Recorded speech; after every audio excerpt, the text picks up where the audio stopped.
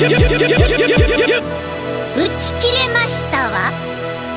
everybody, it's Mark from the Crystal Chronicles, your Dissidia Final Fantasy Opera Omnia podcast, bringing you all your DFFOO news and talk every Thursday night live on Twitch at the Crystal Chronicles, 8 p.m. Central Standard Time, then shooting it out to YouTube and your favorite podcast apps. I'm here with another video, this time a March GL DFFOO tier list. I figured I'd go through all of the characters that we are expected to get in March. We just had the Squex community stream, so all of that should be confirmed, and let you know exactly where I put these characters and what my plans are. As always, let me know what your plans are, if you agree, disagree, who you're pulling on, who you're skipping, who are your favorites, and most importantly, don't just take my word for it. Think for yourself. Use your own research. Use your own mind. You can listen to the Crystal Chronicles. You can go to our friends at Tonberry Troupe. You can go to our friends at Rem's Dissidia database. You can go to our friend Macnol at DissidiaFFOO. You can check out Quetzalmo's Materia Bot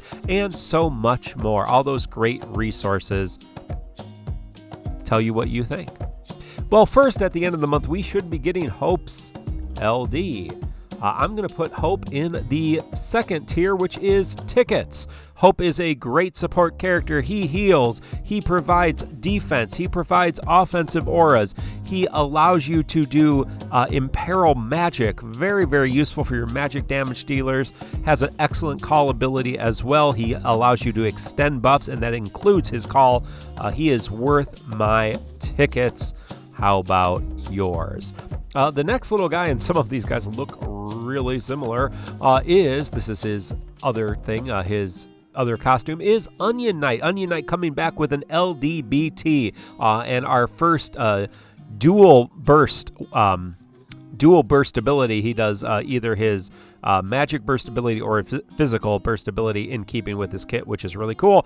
Onion Knight is a 2-week synergy character. He is doing a lot of damage. He is enchanting. He is imperiling.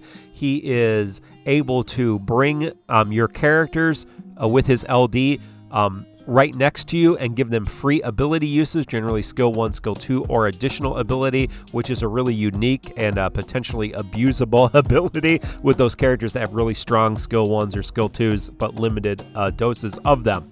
So I think he is a must-have. I am using gems. I really would like both of his LD and burst. I may even consider using tokens on his burst if I do not get it, because I really do like the character. I've always liked him. He's fast. He's fun to play. You can switch between the magic stance and the physical stance. I think he's just a really cool character. Well, also on that banner is Gau. We've had Gau. He's going to get his LD boards, but unfortunately, I'm going to put Gau in the trash bin. Now, that's easy for me because I already have Gau. Certainly wouldn't spend any resources on him, but if you do not have Gau, I would not suggest pulling him on this banner. We have other enchanters who are strong, other enchanters who are coming up. He's going to be a little bit more outdated. Now, if you have his kit and haven't got his LD, it might be worth bringing him up here to the 13 ticket challenge or the tickets, but for me it's a big fat trash can for Gau. That brings us to Arciela. Arciela going to get another chance in the sun, and I'm going to actually put her in the 13 ticket challenge tier, just because so many of us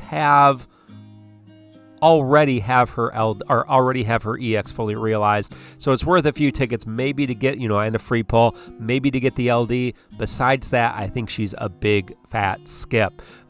Yes, so Arciela dispels the enemies, and we have several other dispellers, including the global first Balthier. So I would throw a few tickets at her, see if you can pick up her LD if you already have her kit. If not, I think she is a solid skip. Now, ending the Onion Knight cycle is going to be Theodore from the Final Fantasy IV After Years. That is Rosa and Paladin Cecil's son, Theodore. Theodore has holy damage. He has some attack support. He has some defensive support. He Esnas the party. He can cleanse debuffs, just like Balthier can do. And a lot of other things he's going to be able to do. Someone coming very soon is going to do them better. He is a new character. If he's a favorite, always pull. But for me, he goes in the trash bin. Do not pull. Even if there's a 3 pull, not even 13 ticket challenge, you do not want to end up with his LD and start chasing his EX if you don't have to. Unless you're just doing tickets on the entire cycle trying to get Onion Knight's burst, I think Theodore is a big fat skip. Well, that brings us to the next 2-week synergy, which is Paladin Cecil. Paladin Cecil gets an LD and a burst. He is ridiculous. The man does everything. He provides excellent defensive utility to your party, excellent offensive utility to your party, support I should say.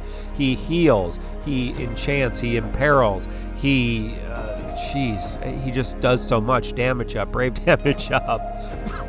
He's just really good. He's a big fat gem. He is a must-have in my opinion. I'm going to go hard on that. I do have burst tokens for his burst. He is a favorite of mine. I am not leaving this cycle with his burst, although I'm going to try a few other times to maybe get his burst using some tickets on other characters, but I hope I get it so I can use it throughout that 2-week synergy period. Next is Kam'lanaut. Kam'lanaut comes back with his LD boards. We already have his LD, and friends, just skip him. Kam'lanaut's fine. He's whatever. If you have him, great. You can use him again with his LD boards. Again, like Gau, he's an older character. He's already had an LD. Yes, he gets an upgrade. Yes, he's usable. Yes, he's fine. Don't be chasing those kind of characters, though. There are new characters coming out. They're more powerful. They're more tuned. If you have him, great. You can keep using him. If you don't, unless he's a favorite, I would just bring the skip. That brings us back to Keiss. Keiss comes back. Keiss, everybody's favorite character from Final Fantasy, The Crystal Chronicles 4. The Crystal Bears, I believe, is that one. The one with Lael and Keiss, and there's some other characters, some Metatillion, and there was a girl in that one, and one of those smaller folks too.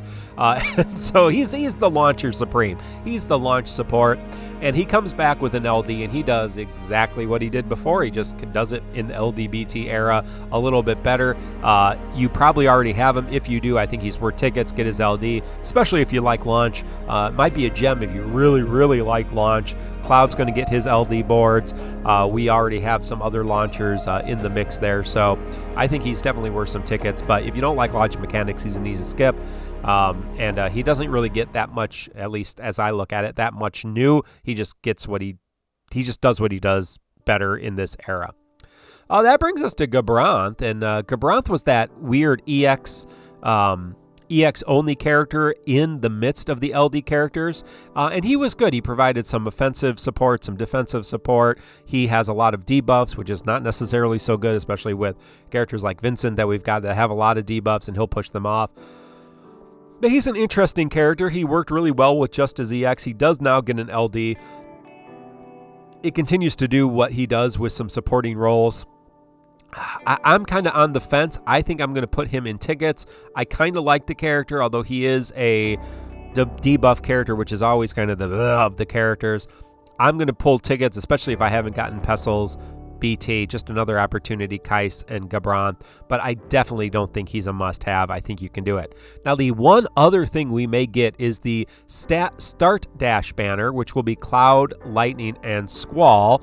It will be that banner that we already have with their 3 EXs, but that banner will be transformed into a LDBT banner, so all 3 LDs, all 3 BTs.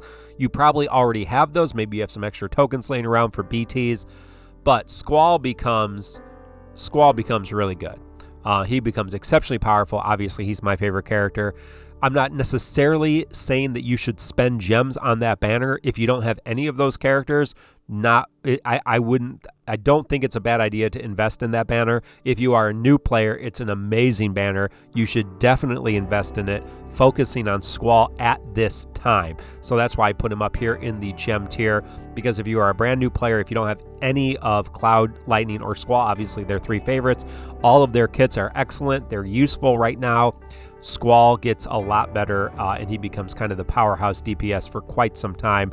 So definitely, now if you have Lightning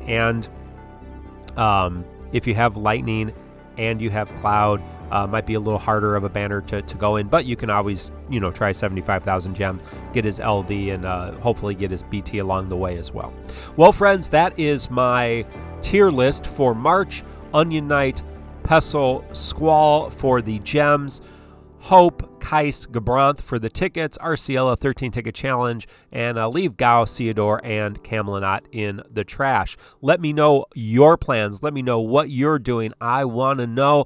Like, sub, ring the bell for notifications. Remember, we do have that ongoing contest on our Twitch channel. If you sub or gift subs to our Twitch, you can enter to win those trading art figures, mannequin figures, all 5 of the mannequin figures, Lightning, Cloud, Zidane, Titus, and Squall. So check out that video as well. Until Thursday, we'll talk about all this and more. This has been Mark with the Crystal Chronicles. Good luck on your polls. Until next time, goodbye.